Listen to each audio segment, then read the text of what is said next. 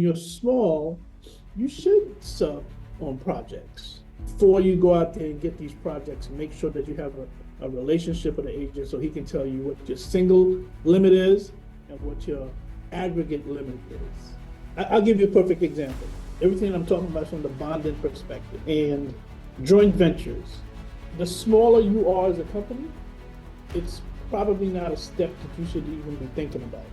I say that because the average profit on a construction project is about 14 or 15%. So if you joint venture with someone, you team with someone, that means you're splitting, let's say 14%. So economically, it doesn't make sense because you've been in the construction business, you know things are going to happen. Every contract on the construction side that's $100,000 or more, it's the law. You have to get a bond. So before we get started, go ahead. Why don't you introduce yourself for those people who may have missed the previous episode that we did, your name and your company name. What do you guys do? My name is Peter Gibbs. I'm the president and CEO of Foundation Surety Insurance Solutions. And we are a surety agency. I believe we're the only African-American owned surety agency in the country that has a national footprint. We're licensed in all 50 states. Yeah, and that's interesting because the last time that you were on, that was not the case. Right. I don't think that we were licensed in all states yet. Right. Right. Yeah. So tell us what's new. What new changes that you guys are bringing to the marketplace that can help small businesses? Well, so before I get into that, man, I just want to say thank you for having me on this time, and thank you for that initial conversation that we had.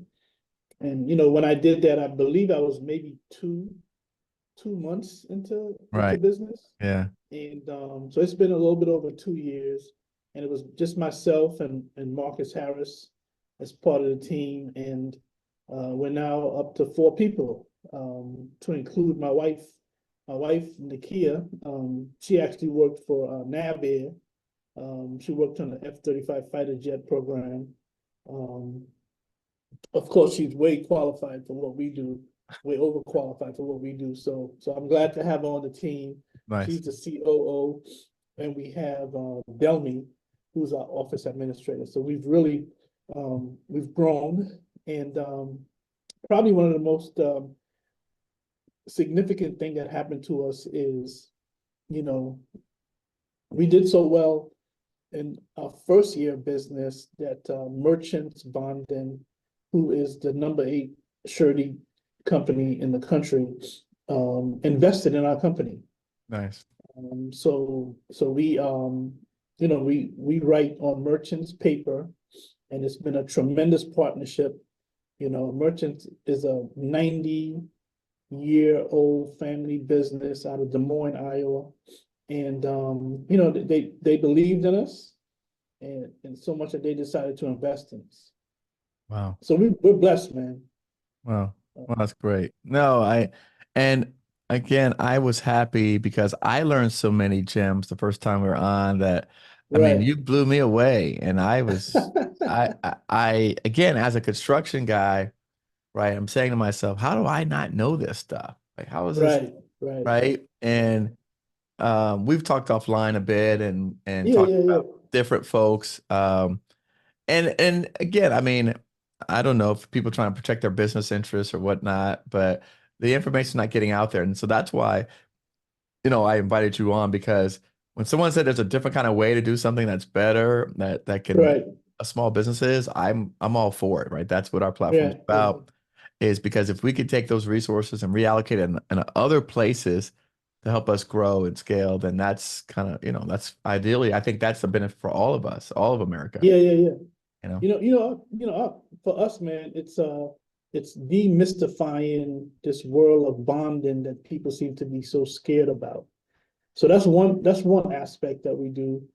And then, for us, it's also meeting companies where they are and kind of like doing an assessment of their financials, where they want to go, and taking them from that point to making them a better company. And part of the process, Eric, is in a lot of my speeches, man, I always talk about stop listening to they, so part of the thing for us is to work with these companies who've been listening to they tell them all kinds of crazy stuff. Mm-hmm. And and then when we tell them, no, that's not the case. We can do this or we can do that. And I'll give you a perfect example, right? And I'm everything I'm talking about is from the bonding perspective, right? Okay. And joint ventures. I think that joint venture, there's a place for joint ventures, but the smaller you are as a company, it's probably not a step that you should even be thinking about, right? Why do I say that? I say that because, economically, I don't care what people tell you, but the average profit on a construction project is about 14 or 15%. Okay. Right? So if you joint venture with someone, you team with someone, that means you're splitting this, let's say 14%, right? And so economically, it doesn't make sense because you've been in the construction business, things are going to happen. So now you're talking about 7%, right?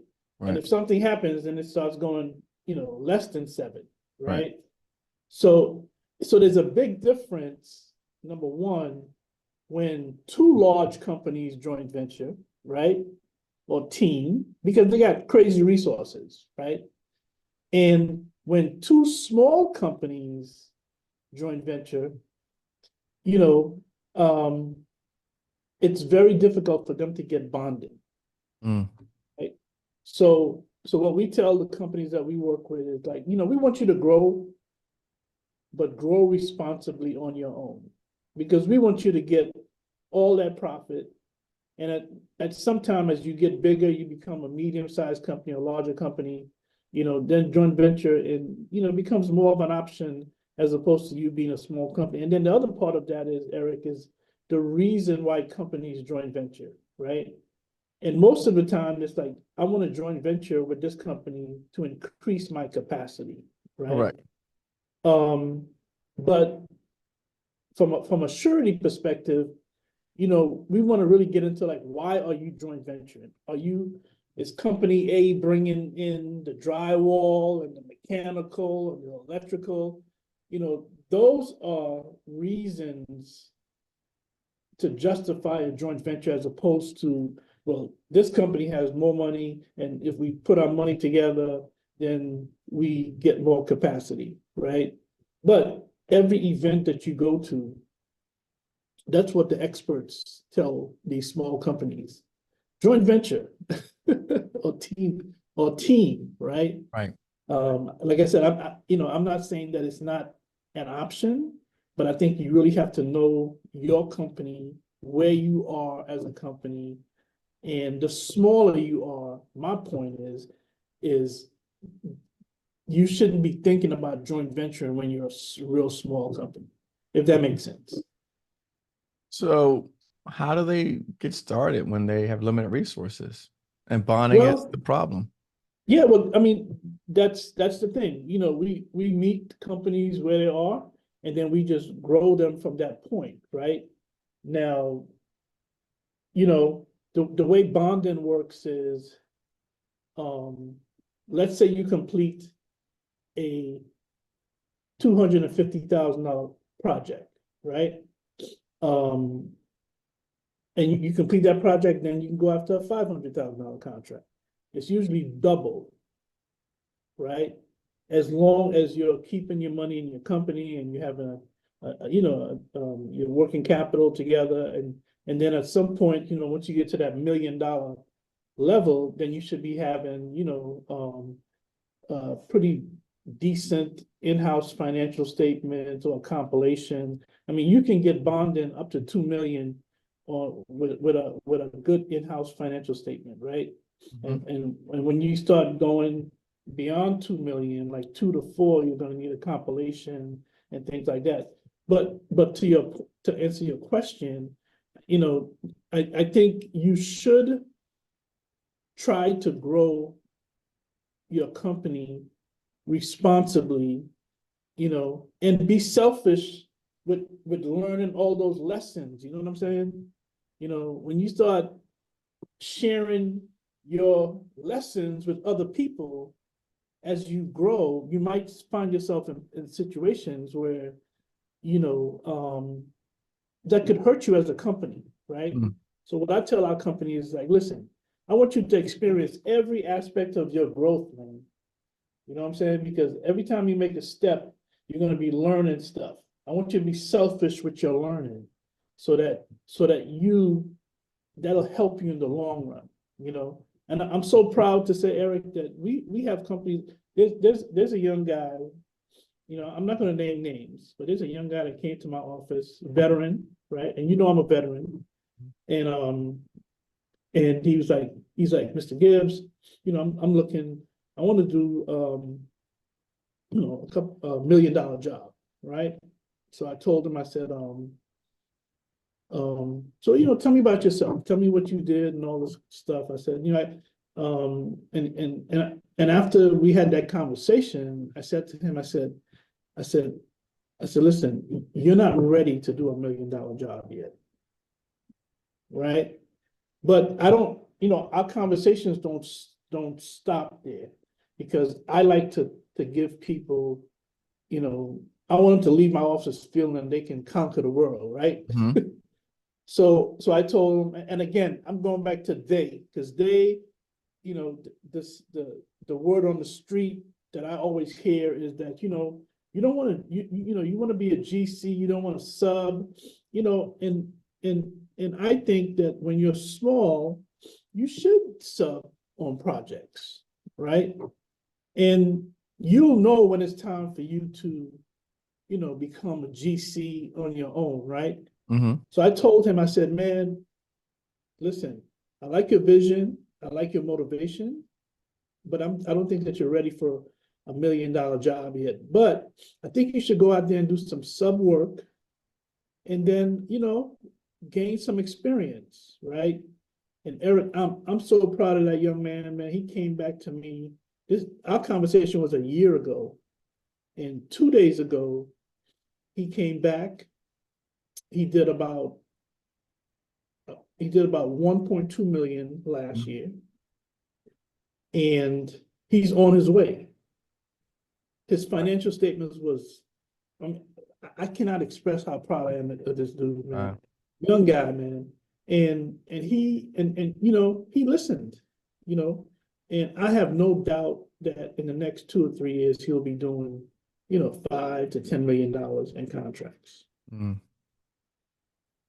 And I know that's a very long-winded response, but Oh, it's great. the key here is, I'm not, for us, it's really trying to help these companies for the long haul. We're not trying to do quick fixes.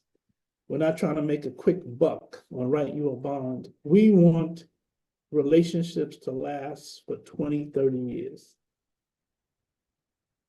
Oh, it makes sense. That makes sense. The how important is the relationship with the bonding agent? Extremely, when I do my speeches out there, I always tell